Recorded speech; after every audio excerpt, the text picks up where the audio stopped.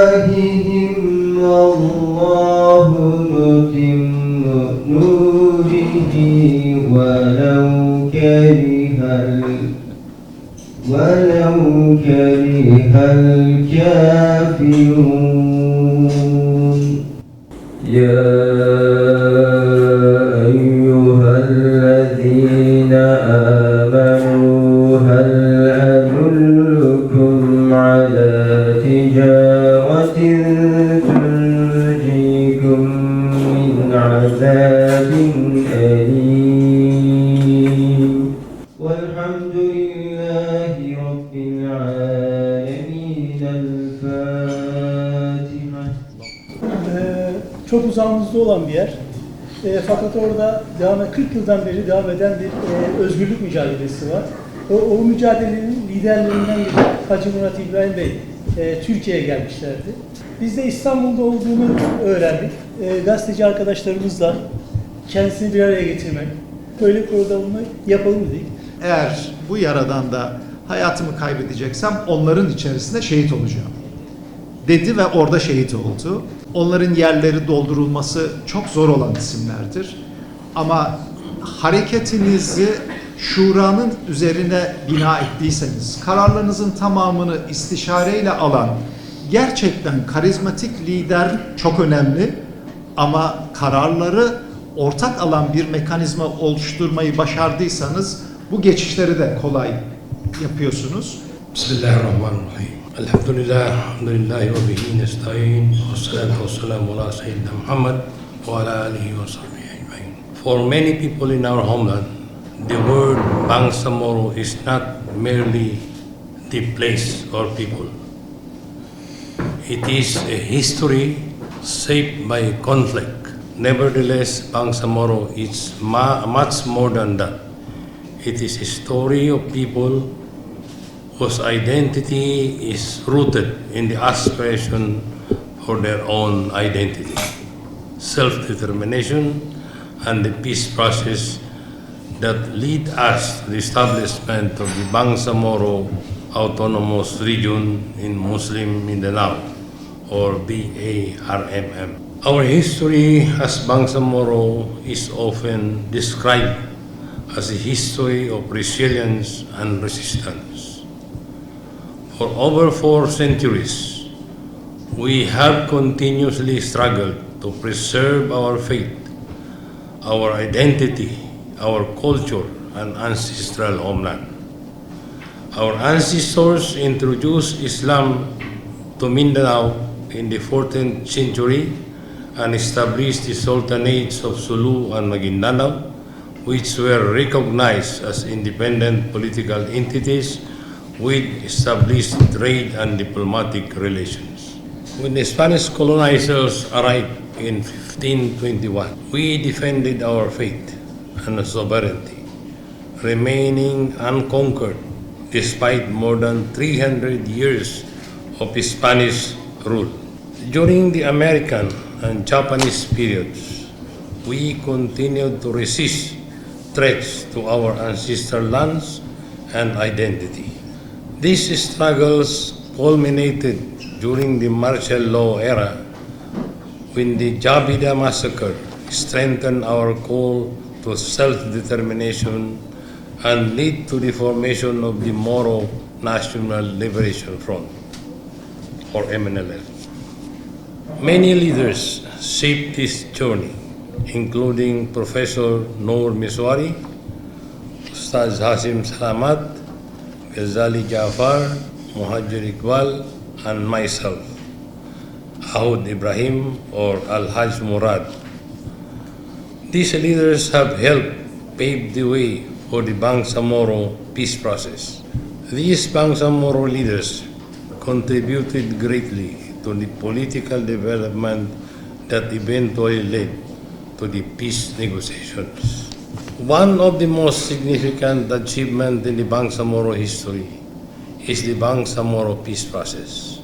Formal peace negotiations began with the 1976 Tripoli Agreement between the Philippine government and the MNLF. After many years of dialogue and negotiations, the government of the Philippines and the Moro Islamic Liberation Front, or MILF, signed the Comprehensive Agreement on the Bangsamoro, or CAB, in 2014. This historic agreement ended decades of armed conflict and laid the foundation for lasting peace.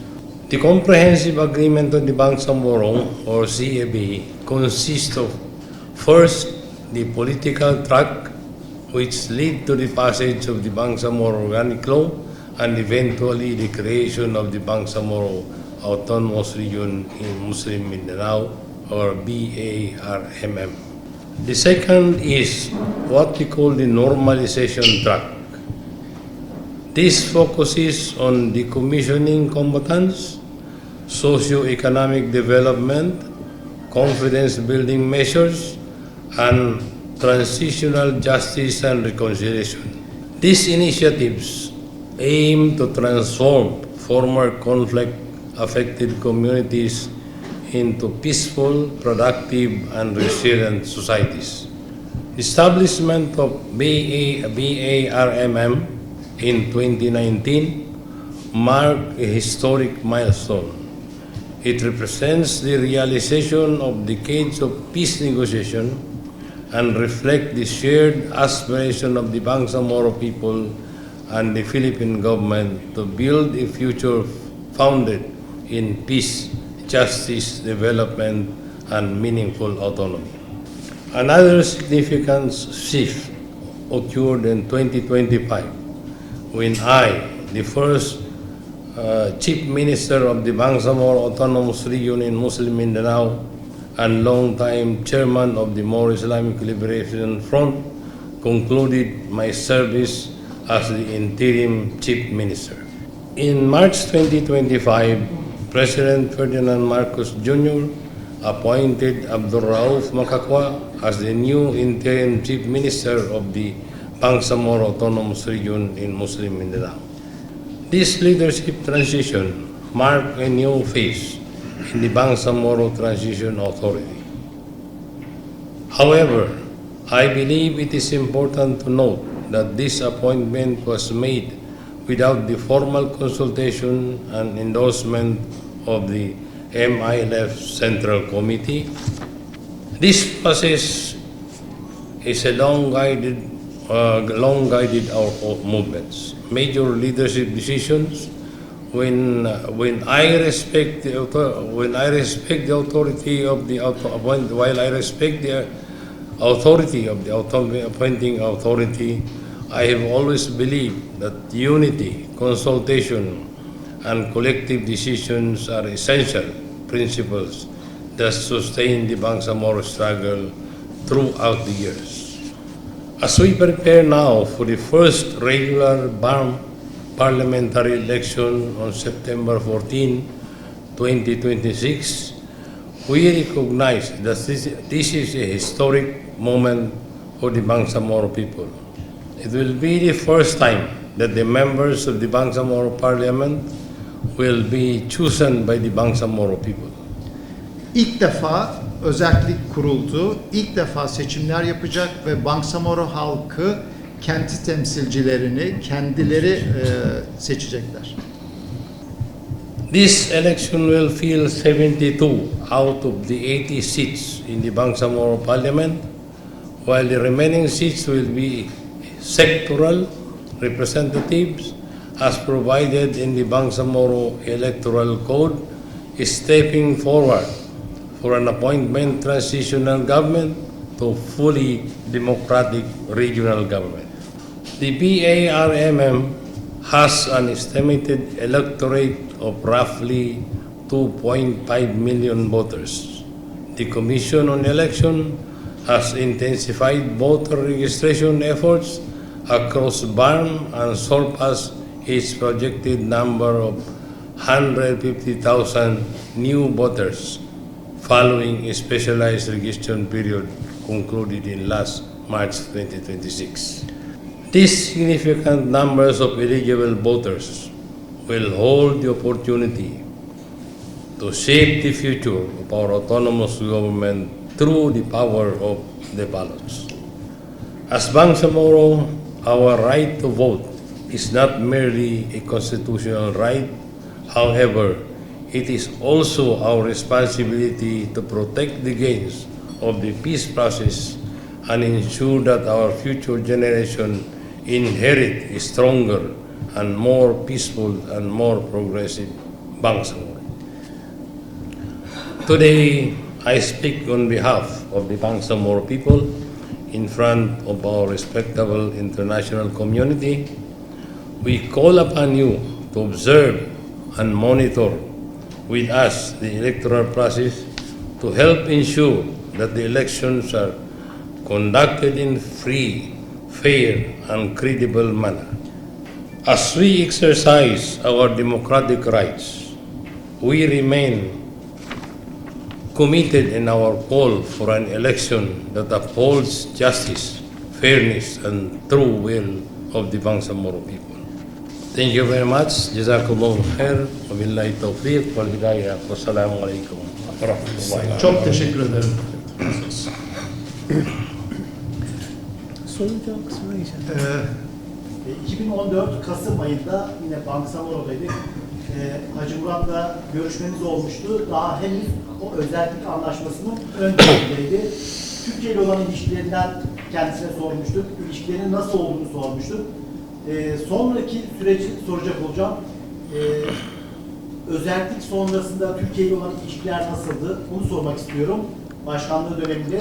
Bir de son olarak şunu sormak istiyorum. Seçimle ilgili ilk kez seçim yapılacak. 1970'ten itibaren 40 yıllık bir mücadelenin zarar görebileceği ya da o mücadelenin de seçim sonrasında demokratik ortamda da devam ettirilmesi gerektiğini söyledi. Bu mücadelenin aktarılması açısından. Well, the election will be very significant. Seçimler çok belirleyici olacak. First, it will define the will of the people. Öncelikle insanların niyetlerini ve isteklerini gösteriyor olacak. Second, it will also give a chance to the government of the Philippines to prove their desire to have peace in the Bangsamoro. İkincisi, Filipinler devletinin de gerçekten barış isteyip istemediğinin göstergesi olacak. We hope that this election will be successful, inshallah, and we will move forward in order to have a regular government for the Bangsamoro, inshallah.